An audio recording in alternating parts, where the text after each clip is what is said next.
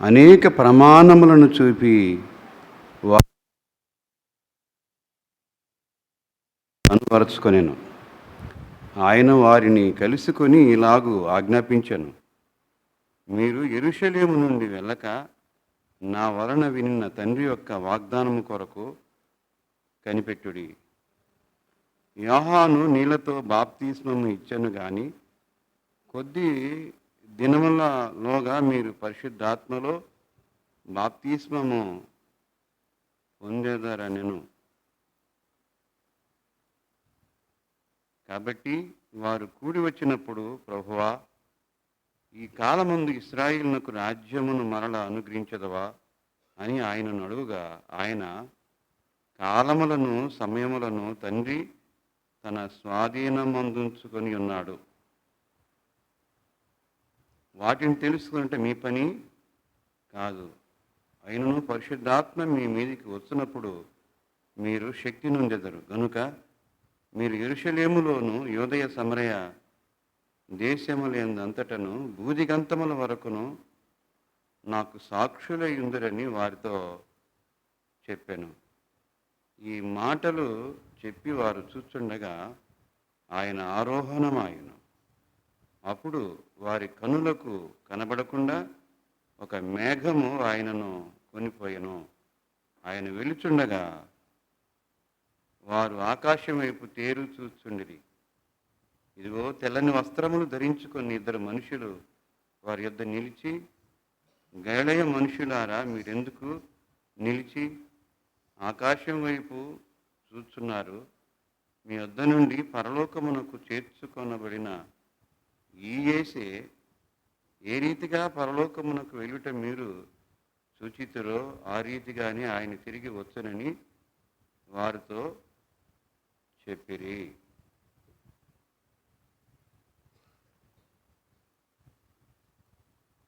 చదువుకున్నటువంటి వాక్యంలో మనం చూసినట్లయితే,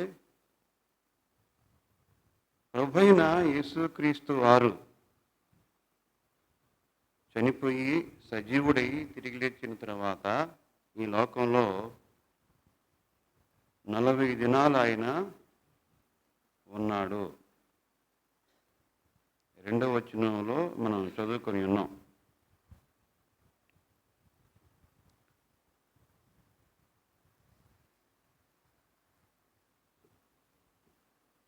ఆ పైన ఆయన పరలోకములోనికి వెళ్ళిపోయాడు. ఈ భాగమే అది ఏ విధంగా ఆయన ఆరోహణుడై వెళ్ళాడనేది మనం చదువుకొని ఉన్నాం. ఈ అపోస్తలుల కార్యములు రాసినటువంటి వాడు ఎవరు అంటే లూకా రాసినటువంటి సువార్త కూడా ఆయనే. ఆయన వైద్యుడు, అంటే ఒక డాక్టర్ గారు.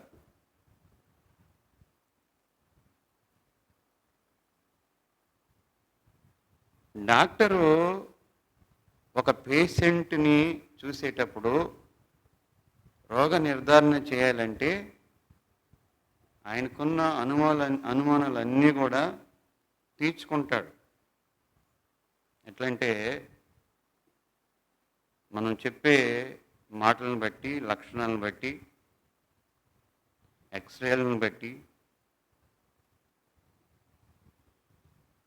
బ్లడ్ రిపోర్ట్ని బట్టి,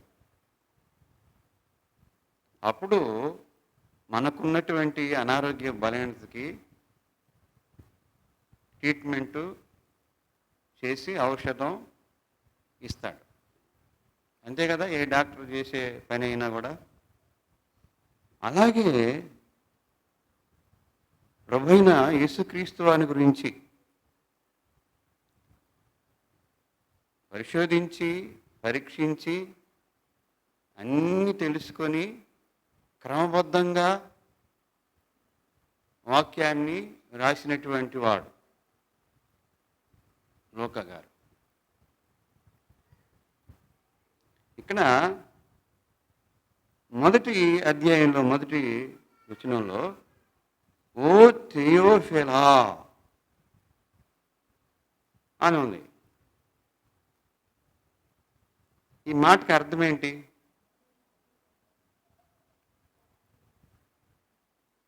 దేవుని ప్రేమించేవాడు, దేవునికి లేక లేక దేవునికి ప్రియమైనది అని అర్థం వస్తుంది థియోఫెలా అంటే. ఘనత వహించిన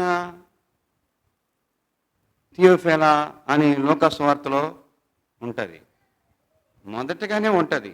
ఇక్కడ కూడా మొదటగానే ఉంది.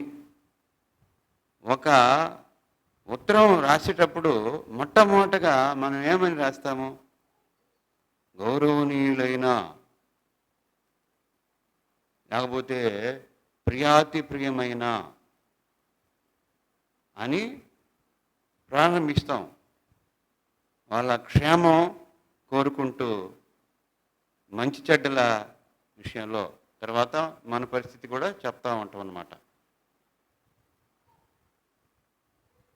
అలాగే లోకస్వార్తలో కూడా ఉంది ఈ పదమే మొదటిన. అంటే ఈయన ఎవరికి రాసినట్టు? ఆ పదాన్ని ఎందుకు వినియోగించినట్టు? దేవుని ప్రేమించువాడు, లేకపోతే దేవునికి ప్రియమైనది. దేవుని ప్రేమించేవాడికే ఘనత, దేవునికి ప్రియమైనటువంటి వారికే ఘనత. అడ్డగోలుగా ఉన్న వాళ్ళకి అందరికీ ఆ యొక్క పరిస్థితి వర్తించదు అని చెప్పుచు 2వ వచనంలో, తరువాత ఆయన పరమునకు చేర్చుకొనబడిన దినం వరకు ఆయన చేయుటకును బోధించుటకును ఆరంభించిన వాటన్నిటిని గూర్చి నా మొదటి గ్రంథమును రచించి తిని. ఇక్కడ దాంట్లో ఏం చూస్తున్నాం మనము? ఆయన పరమునకు చేర్చుకొనబడిన దినం వరకు ఆయన చేయుటకును బోధించుటకును, ఆ దినం వరకు ఆయన తండ్రి చిత్తాన్ని నెరవేర్చాడు, ఈ లోకంలో పనిచేశాడు అనేది మనకు అర్థమవుతుంది. ఎప్పటి నుండి ఎప్పటి వరకు? పుట్టినప్పటి నుండి చనిపోయేంత వరకు, సజీవుడైనాక కూడా, పరలోకానికి వెళ్ళినప్పటికీ, ఇప్పటికి పరలోకానికి వెళ్ళిపోయాడు. ఇప్పుడు ఎట్ట చేస్తాడయ్యా అని అంటే, ఆయన ఆత్మ ద్వారా ఆయన పేరిట ఆయన కార్యాలు జరిగించిన గ్రంథమే అపోస్తలుల గ్రంథము, అపోస్తలుల కార్యములు. వాళ్ళ స్వశక్తి చేత, భక్తి చేత జరిగించినవి కాదు, జరిగించిన కార్యములు కాదు. అపోస్తల కార్యములు అంటే వాళ్ళు చేసిన కార్యాలు కావయ్యి. ఆయన పేరు ఉపయోగించకుండా, ఆయన ఏమైనా ఆయన శిష్యులు ఏమైనా చేయగలరా? ఆయన పిల్లలు ఎవరైనా ఏమైనా చేయగలరా? చేయలేరు. ఎందుకనంటే ఆయన పుట్టినప్పటి నుండి కదా, శిలువ మరణం పొందేంత వరకు, అలాగే పునరుద్ధానుడై సజీవుడై తిరిగి లేచినంత వరకు, అలాగే పరలోకానికి వెళ్ళిన తర్వాత కూడా ఆయన ఈ లోకంలో ఏం చేస్తున్నాడు? పని చేస్తూ ఉన్నాడు. ఆయన ఇప్పుడు శరీరగా ఉండి పని చేశాడు. ఇప్పుడు ఆత్మరూపేణ తన బిడ్డల ద్వారా, భక్తుల ద్వారా ఆయన కార్యాలని జరిగిస్తున్నాడు. ఆయన పక్కన పెట్టేసి ఇంకొక పేరు, ఇంకొక వ్యక్తిని బట్టి ఏమైనా చేయగలరా? అలాగా ఉంటుందా వాక్యంలో? అంటే అప్పుడు ఎవరి ద్వారా ఏం చేసినట్టు? ఆయన పేరు ఉపయోగించకుండా, ఆయన మీద విశ్వాసం ఉంచకుండా ఒక వ్యక్తి జీవితంలో కార్యం జరుగుతుందా? జరగదు. అంటే పరలోకంలో ఉండి కూడా ఆయన ఇక్కడున్న బిడ్డల ద్వారా, తన ఆత్మ ద్వారా ఆయన కార్యాలను జరిగిస్తున్నాడు. ఆయన ఇంకనూ పని చేయించు ఉన్నాడు. ఇప్పుడు ఇక్కడ ఫస్ట్లో మనం ఏం చూస్తున్నాము? ఆయన చేయుటకును. రెండవదిగా ఏం చూస్తున్నాము? బోధించుటకును. మనం ఏం చేస్తున్నామంటే మనం చెప్తాం, మనం పాటించాం, మనం బోధిస్తాం, మనం చేయం. ఇక్కడ బాధ ముందుందా, పని ముందుందా? ఆ వచనంలో మీరు అక్కడే చూసుకొని దాన్ని అండర్లైన్ చేసుకోవాలి. చేయుటకును బోధించుటకును అని ఉందా? బోధించుటకును చేయుటకును అని ఉందా? ఆయన లెక్కలో ఎట్టయినా చేసినా అది పనే. కానీ ముందు ఏమనుంది పదం అంటే చేయుటకును బోధించుటకును అనే మాట ఉంది. అంటే ముందు పని, రెండవది బోధ. లేదు పని గురించిన బోధ, కార్యాచరణ. చెప్పటం ముఖ్యం కాదు, చేయటం అనేది చాలా ప్రాముఖ్యం. మనం వాక్యం వింటాము. ఎందుకు వింటాము? ఆయన గురించి తెలుసుకునే దానికి, నేర్చుకునే దానికి. మరి అలాగ నీ ఉండకపోతే నీకు ఆయన ఫలం అనేది ఉండదు, ఆయన ఆశీర్వాదం అనేది ఉంటుందా? అదే ఆయనకు లోబడటం అంటే, విధేయత చూపటం అంటే. మీరు వినుట మట్టుకు విందురే కానీ గ్రహింపనే గ్రహింపరు. ఎవరయ్యా 30 60 100 ఫలించిన వారు అని అంటే కదా, యోగ్యమైన మంచి మనసుతో వాక్యమును విని ఆయన ఎత్తుకొని ఆ మాటను, వాక్యాన్ని అవలంబించినటువంటి వారు అని ఉంటుంది. వినటం ఒక్కటే సరిపోతుందా? ఆ వాక్యాన్ని బట్టి మనం సరి చేసుకోవటం, క్రమపరుచుకోవటం, దిద్దుకోవటం, లోబరుచుకోవటం, అట్లా ఉండడం వల్ల నీకు శుద్ధి అనేది కలుగుతుంది. ఆయన బట్టి పవిత్రత అనేది కలుగుతుంది. అందుకే కదా ఆయన మనతో మాట్లాడేది. మనము మన జీవితంలో మనలాగా ఉండకూడదు. నీవు లేక మనము మన జీవితంలో ఆయన వలె ఉండాలి, ఆయన లాగా ఉండాలి. ఇప్పుడు మనం ఎటువంటి మనం అరిగినే ఉంటున్నాం. నేను క్రీస్తును పోలి నడుచుకొంచున్న ప్రకారము మీరును కదా నన్ను పోలి నడుచుకొనుడి అని చెప్పాడంటే, ఆయన క్రీస్తుని పోలి నేను నడుచుకొనుచున్నాను, పౌలును పోలి నడుచుకొనుడి అని చెప్పలేదు ఆయన. నేను క్రీస్తును పోలి నడుచుకొనుచున్న ప్రకారము మీరును నన్ను పోలి నడుచుకొనుడి అంటే క్రీస్తుని పోలి నడుచుకోవటం కిందకి వస్తుంది. అది మనం ఆలోచించినప్పుడు. కాబట్టి మన జీవితంలో ముందు పని, తర్వాత బోధ. ఆయన మాటలు చెప్పినటువంటి వాడు కాదు, ఆయన చేయుటకును బోధించుటకును. ఆయన ఏదైతే బోధించాడో అదే చేశాడు కదా. ముందు ఆయన పని చేశాడు, తర్వాత బోధించాడు అన్నట్టుగా ఇక్కడ వాక్యంలో మనం చూస్తా ఉన్నాం. ఆయన ఎంతవరకు అయ్యా పని చేశాడని అంటే, పుట్టినప్పటి నుండి శిలోమరణం పొందేంత వరకు చేశాడు, సజీవుడై తిరిగి లేచిన తర్వాత చేశాడు, పరలోకానికి వెళ్ళి ఆరోహణుడై తర్వాత కూడా చేశాడు. అపోస్తల కార్యములు అంటే ఆయన ఆత్మ ద్వారా, ఆయన బిడ్డల ద్వారా, ఆయన సేవకుల ద్వారా, ఆయన శిష్యుల ద్వారా జరిగించిన గ్రంథమే అపోస్తల కార్యములు. ఆయన పేరు ఉపయోగించబడింది. అక్కడ దేవాలయం దగ్గర ఒకడు కూర్చున్నాడు, యేసు నామమున ఆ పోయే వాళ్ళని వచ్చే వాళ్ళని భిక్షం అడుక్కుంటూ జీవనం చేస్తూ ఉన్నాడు.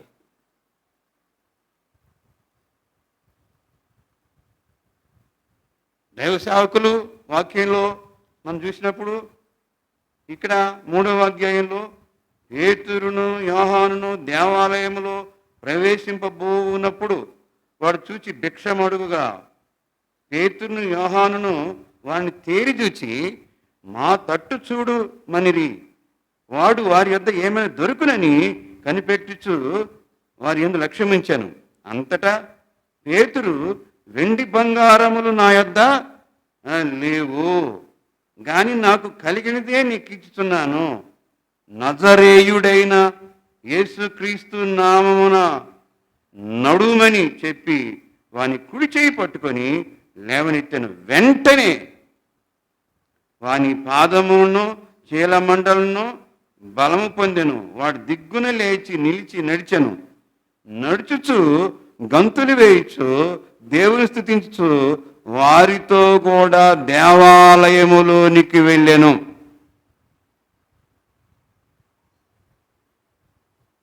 ఇది వాళ్ళ సొంత శక్తి చేత భక్తి చేత జరిగిందా? వెండి బంగారములు మా యొద్ద లేవు. ఒకవేళ వాళ్ళ దగ్గర ఏదైనా డబ్బులు తీసుకో ఉండుంటే అతడికి స్వస్థ వచ్చేదా?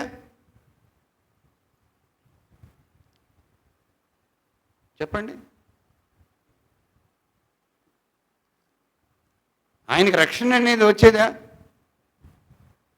ఈనాడు ఈ బాహ్య సంబంధమైన వాటి కొరకు చూసుకుంటూ ఉన్నారు.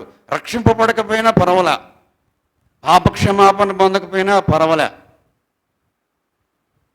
జీవితం ఏ విధంగా ఉన్నా పర్వాలే. వెండి బంగారములు మా యొద్ద లేవు.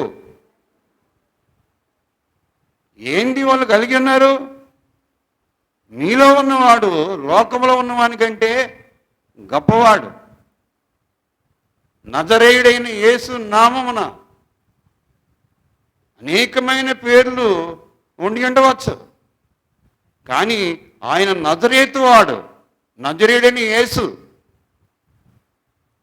ఆ పదం ఎందుకు పెట్టారంటే చాలామంది యేసులు ఉన్నారు, బైబిల్లో కూడా ఉన్నారు. వీళ్ళంతా నజరేయుడైన యేసులు కాదు, వీళ్ళంతా రక్షించేవారు కాదు. నజరేయుడైన యేసు ఆయన ఒక్కడే స్వస్థతను, శక్తిని, రక్షణ ఇచ్చేవాడు. ఇప్పుడు వాళ్ళు ఆయన పేరు వినియోగించకుండా కదా అతడు స్వస్థపరచబడతాడా? పడ్డావు. పరలోకములో ఉండి కూడా ఆయన పేరు ద్వారా, తన బిడ్డల ద్వారా, తన సేవకుల ద్వారా, తన ఆత్మ ద్వారా ఆయన కార్యములు ఇళ్ళలో జరిగించున్నాడు. కాబట్టి అపోస్తలుల కార్యములు, పౌలు గ్రంథం, లేకపోతే ఆయన గ్రంథం, లూకా గారి గ్రంథం కదా, పేతురు గారి గ్రంథం కాదు ఇది. దేవుని పిల్లల ద్వారా, దేవుని ఆత్మ ద్వారా జరిగించిన కార్యములు అది. కాబట్టి ఇక్కడ చేయుటకు, తర్వాత బోధించుటకు. అపోస్తలుడైన పౌలు గారు తిమోతికి చెప్పుచు, నిన్ను గూర్చియు నీ బోధన గూర్చియు జాగ్రత్తగా ఉండము. ఎందుకని? చేయడం లేదు కాబట్టి, ఉండడం లేదు కాబట్టి, జీవించడం లేదు కాబట్టి. మన జీవితంలో మనం మన మాదిరిగా ఉండకూడదు. నీవు నీలాగా ఉండకూడదు, నీవు ఆయనలాగా ఉండాలి. ఆయన బిడ్డవైతే అట్లాగా ఆలోచన చేసుకోవాలి. ఆయన మాట వింటే ఆయనలాగా ఉంటాం. అది ఆయన పోలిక, ఆయన రూపం అంటే, ఆయన స్వరూపం అంటే. శరీర సౌందర్యం కాదు, ఆయన పోలిక, ఆయన రూపము. అచ్చం వాడు మాదిరిగా ఉన్నారా అంటారు బిడ్డ పుట్టినప్పుడు కదా. ఎందుకని? ఆ పోలికలు ఉన్నాయి కాబట్టి. క్రీస్తుని పోలి నడుచుకుంటే, నేను క్రీస్తుని పోలి నడుచుకొనిచున్నాను, మీరును. కాల్చిన చేప ముక్కను ఆయనకిచ్చిరి, ఆయన దాన్ని తీసుకొని వారి ఎదుట భుజించెను. తన్ను తాను సజీవునిగా కనబరుచుకునే. ఎందుకండి ఆయనకి అంత కష్టము, అంత ప్రయాస ఎందుకు? నువ్వు నమ్మితే నమ్ము, లేకపోతే నరకానికి పో. ఎందుకు? ఆయన నీ చుట్టే తిరుగుతున్నాడు. ఎందుకని? ఆయన పడిన కష్టము నిన్ను రక్షించేదానికి. నువ్వు ఆయన తెలుసుకుంటే నువ్వు రక్షించబడతావు. నిన్ను ప్రేమించి తన ప్రాణాన్ని పెట్టాడు. ఎందుకు నీ చుట్టూ తిరుగుతున్నాడు ఆయన? ఆయనకి అంత అవసరం ఏముంది? తను సజీవుని కనపరుచుకునేది ఏమో అంత అవసరం ఆయనకి? బ్రతికున్నప్పుడు పరిచయం చేశాడు, చనిపోయిన తర్వాత కూడా ఆయనకి అంత అవసరం, అంత బాధ ఏమని కదా. తాను సజీవుని నీకు కనపరుచుకోవాలి ఆయన. నువ్వు నమ్ముకోలేడు, నాశనం అయిపో. ఆయన పడిన కష్టము వ్యర్థం కాకుండా నీ మీద ఆయనకున్న ప్రేమను బట్టి ఆయన నీ చుట్టూ బొంగరం మాదిరిగా తిరుగుతున్నాడు.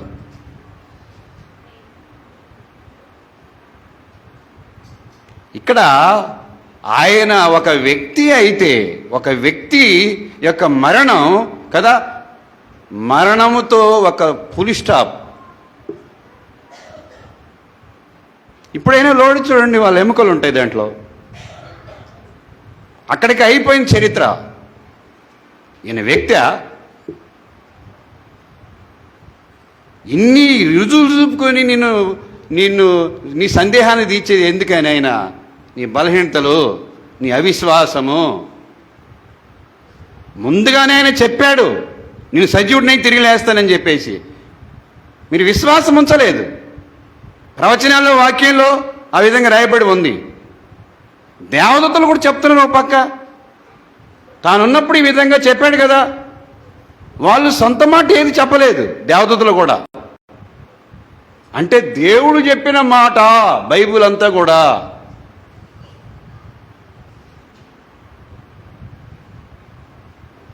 దాని ప్రకారంగా ఆయన జరిగిస్తున్నాడు. నీ చుట్టూ ఆయన ఎందుకు తిరగాలండి? ఆయన నిన్ను ఎంతగా ప్రేమించాడు నిన్ను రక్షించే విషయంలో. ఆయన పడిన కష్టం వృధాగా పోకూడదు. ఏకాడికి నిన్ను రక్షించాలనే కదా ఆయన శిలువ మరణం పొందాడు. వాళ్ళు ఏం చేశారంటే, ఇక్కడ ఆయన వచ్చినప్పుడు భూతం అనుకున్నారు. 30 ఏళ్ళలో దిగులు పడి భ్రయాకాంతులై భూతము తమ కనబడిన తలంచిరి. ఇక్కడ అప్పుడు ఆయన, మీరెందుకు కలవరపడుచున్నారు? మీ హృదయముల్లో సందేహముల పుట్టనేలా? నేనే ఆయనను అనుటకు నా చేతులను నా పాదములను చూడుడి, నన్ను పట్టి చూడుడి. నాకున్నట్టుగా మీరు చూస్తున్న ఎముకలను మాంసమును భూతమును కొండవని చెప్పి. ఇది ఎవరికి తెలుస్తుంది? చచ్చిపోయినటువంటి వాని యొక్క శరీరము సమాధిలో ఉంటుంది. శరీరం క్షీణించిపోయిన ఎముకలు కపాలం అని ఉంటాయి కదా. ఇప్పుడు ప్రేతాత్మలు అని అంటే మరి శరీరం లోపల ఉంది కదా. ఇప్పుడు ప్రభువైన యేసుక్రీస్తు వారు ఆ శరీరంతోనే లేచి వచ్చాడు కదా. ఇప్పుడు ఆయన సమాధిలో ఆయన శరీరం లేదు కదా. ఆయన ఏం చెప్తున్నాడంటే, ఈ విధంగా భూతానికి ఉండవు. వాళ్ళ ఎముకలు భూస్థాపనలో ఉంటాయి. ఆత్మరూపులుగా వాళ్ళు సంచరిస్తూ ఉంటారు. అసలు చచ్చిపోయిన వాడు భూతం కాడు. ఈ భూతాలు అనబడినటువంటి వారు ఎవరంటే, సాతానుతో కూడా పడవేయబడినటువంటి వాళ్ళు, మహిమను కోల్పోయినారు. వాళ్ళు అపవాదికిని వాని అనుచరులకి దూతలకు అని కదా ఉంది ఈ బ్యాచ్.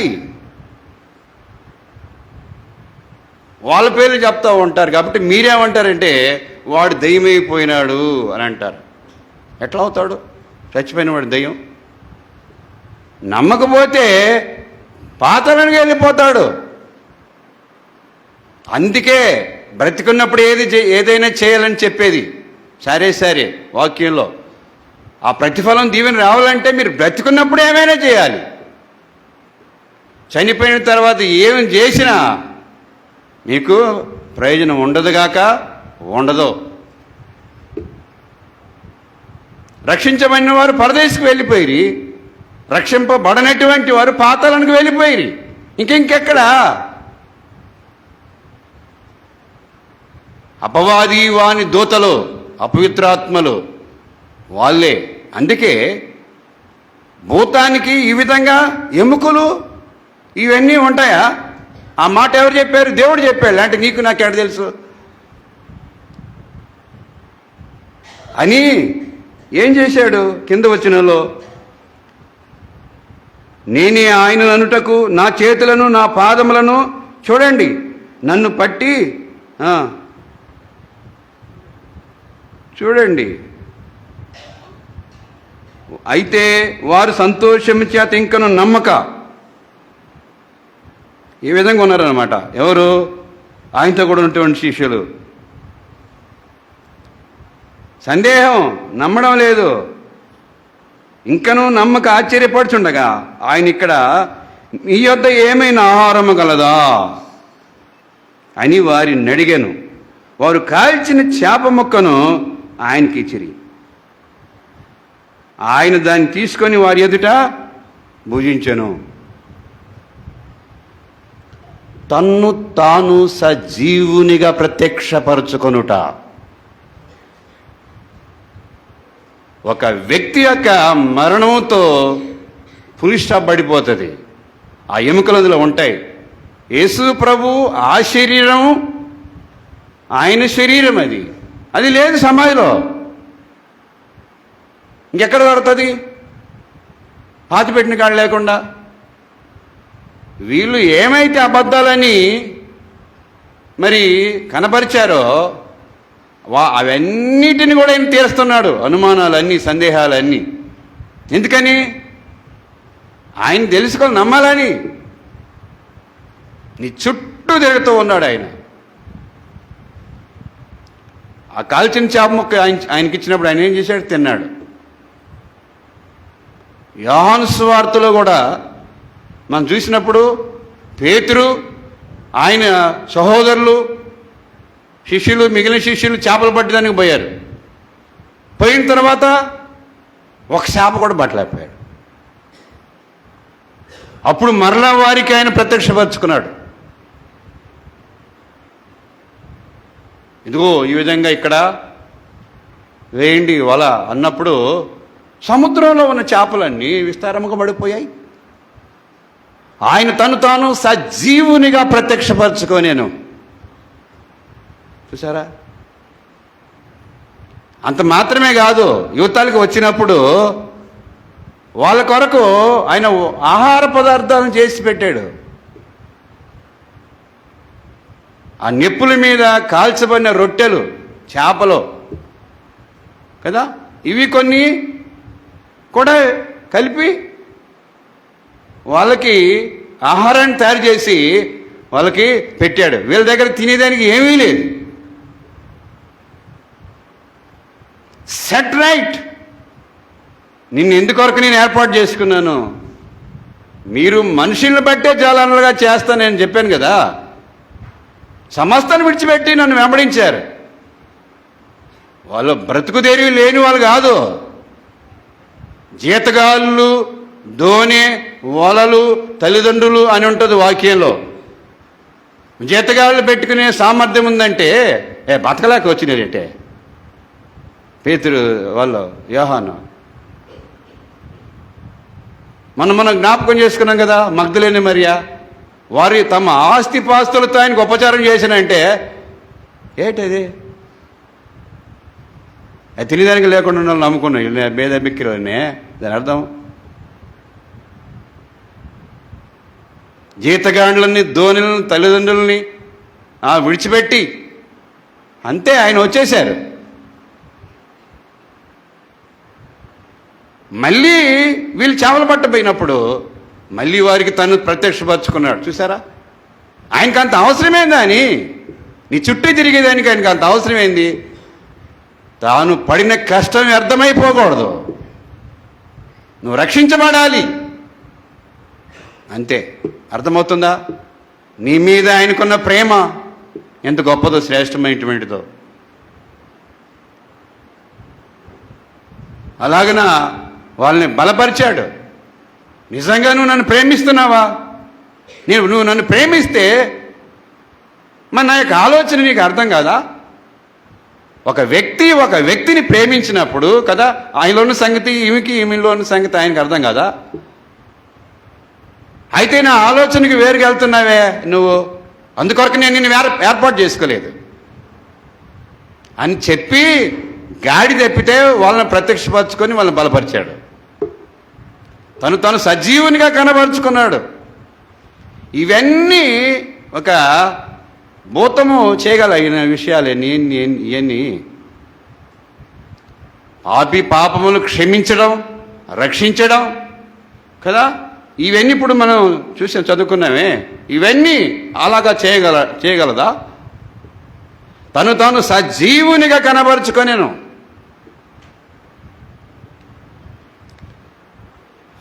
వాళ్ళని బలపరిచేదానికి తర్వాత కదా పరిశుద్ధాత్మ దేవుడు వాళ్ళ మీదకి వచ్చిన తర్వాత ప్రపంచ దేశాలకి చెదిరి వెళ్ళిపోయారు.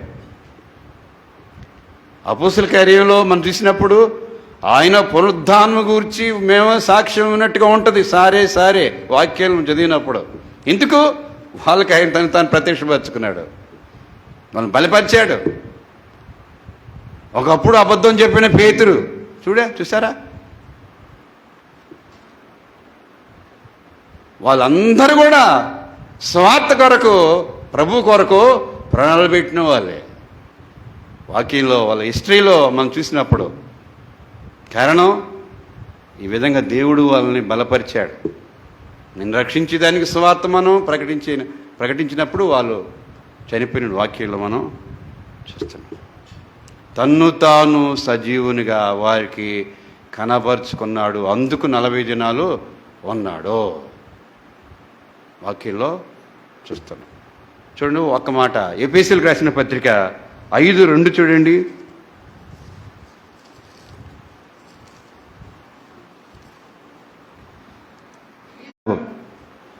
మన కొరకు తన్ను తాను దేవునికి అర్పణముగాను బలిగాను అప్పగించుకొనెను.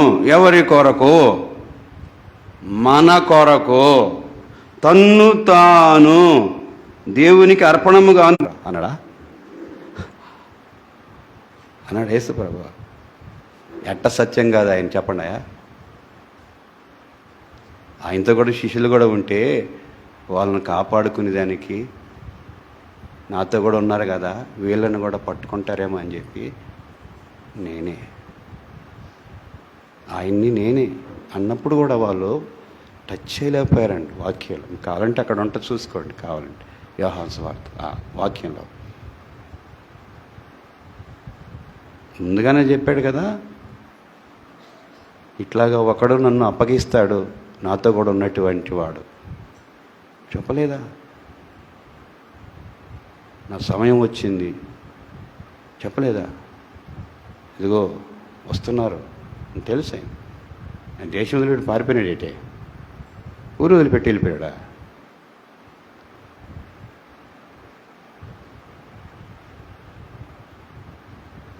ఆయన శిష్యులను కాపాడుకునేదానికి వాడితో కూడా ఉన్నాడు వీళ్ళని చెప్పి కదా పారిపోయినారు. ఆ రాత్రి ఆయన నేనే అన్నప్పుడు పడిపోయినాడంట వాక్యాలు. ఆడ చెప్తారు ఎవడన్నా, ఎరా నువ్వు చేసినామంటే నువ్వు అట్రా అంటే నేనే మార్గం సత్యం అని ఊరకనే చెప్పినాడు వాక్యంలో. తను తాను మన కొరకనేనంటే ఆయనలో పాపం ఉందని ఆయన పాపం కొరకు చచ్చిపోయాడు యేసు ప్రభు. చదివే మాటలోనే దాంట్లో అంతో అర్థం ఉంది మాటల్లో వాక్యంలో. అప్పుడు తన్ను చేతులు ఇస్తేనే పడిపోయినారనే వెనక్కి తగ్గినారనే ఉంది కదా వాక్యంలో. చాలామంది సైనికులు ఉన్నారు, రోమన్ సైనికులు తోటలు పట్టుకుందానికి వచ్చినప్పుడు. మత పెద్దలు నాయకులు అందరూ వాళ్ళు కూడా ఉన్నారు, చాలామంది ఉన్నారండి. రాత్రికాల సమయంలో అంతమంది అవసరం ఆయన పట్టుకుందానికి. ఆయన పారిపోయినాడేంటి కాదన్నాడేంటి? నేనే టేస్పెన్ సెల్లేసి 4 రోజుల నుంచి పంపిస్తారని ఆయన నేనన్నాడా? ఇట్లా జరుగుతుంది శిలువ మరణం నేను పొందుతా ఉన్నా నేను చెప్తానే ఉన్నాడు కదా, అలాగ జరగలేదా? క్రీస్తు మనల్ని ప్రేమించి మన కొరకు, నీ కొరకు తన్ను తాను, ఎవరు పట్టుకుంటే ఆయన పట్టుకోవటం ఏంటి, నీ కొరకు ఇష్టపూర్వకంగా ప్రాణం పెట్టినవాడు ప్రభువైన యేసుక్రీస్తు. అందుకే వచ్చాడు నేను రక్షించింది. ఈ కష్టం అర్థం కాకూడదని చెప్పి నీ చుట్టూ తిరుగుతున్నాడు. అది నీకు అర్థం కావడంలే, ఈడెందుకు నా చుట్టూ తిరుగుతున్నాడని. ఎరిగేవా? యేసు ప్రభువుని తెలుసుకుని నమ్ముకున్నావు, రక్షించబడ్డావా? వారి అపనమ్మిక, వారి సందేహాలన్నీ ఆయన ఎందుకు తీర్చాడంటే వాళ్ళ ద్వారా ఆయన పని చిత్తాన్ని నెరవేర్చేదానికి ప్రపంచ దేశాలు చెదరి వెళ్ళిపోయినారు. చివరకు అలాంటి వాళ్ళే ప్రాణాలు పెట్టారంటే ఎంతగా వాళ్ళు బలపరచబడకపోతే ఆ పని చేయగలరండి? ఇప్పుడు కూడా పరిచర్యలు ఎంతోమంది బాధపడతా వాళ్ళ ప్రాణాలు కొంటున్నారు. ఎందుకు? ఎవరి కొరకు? పునరుద్ధాన శక్తే. ఎట్లా తను తాను సజీవునిగా కనబరుచుకున్నాడు, అలా విధానాలు ఈ లోకంలో ఉన్నాడు. ఆయన పనిచేశాడు చేయుటకు, బోధించుటకు. థెయోఫిలా అంటే దేవుని ప్రేమించేవాడు, వాడే గనుడు, గౌరవించబడాల్సిన వాళ్ళే. ఆయన మనం ఎంతగా ప్రేమిస్తామో అంతగా మనల్ని ఆయన గణపరుస్తాడు. నీ జీవితంలో ఎంతగా నాకు ఇష్టం వచ్చినట్టుగా నేను దేవుని బిడ్డను ఉంటానంటే ఎట్లా నన్ను మనల్ని గౌరవిస్తాడు ఆయన. అట్ట మనం ఎట్ట ప్రేమించినట్టు అవుతుంది కాదు. ఆలోచన చేసుకోవాలి. అంత గొప్ప దేవుడు ఈ దేవుడు, మన దేవుడు. ఆ కింద వచ్చిన వాళ్ళు చదువుకున్నాం ఆయన ఆరోహణమైన విధానాన్ని. సరిపోతుంది మనకి. కొద్ది నిమిషాలు మనకు అనుగ్రహించిన దేవుని మాటలను దేవుడు దీవించి ఆశించును గాక.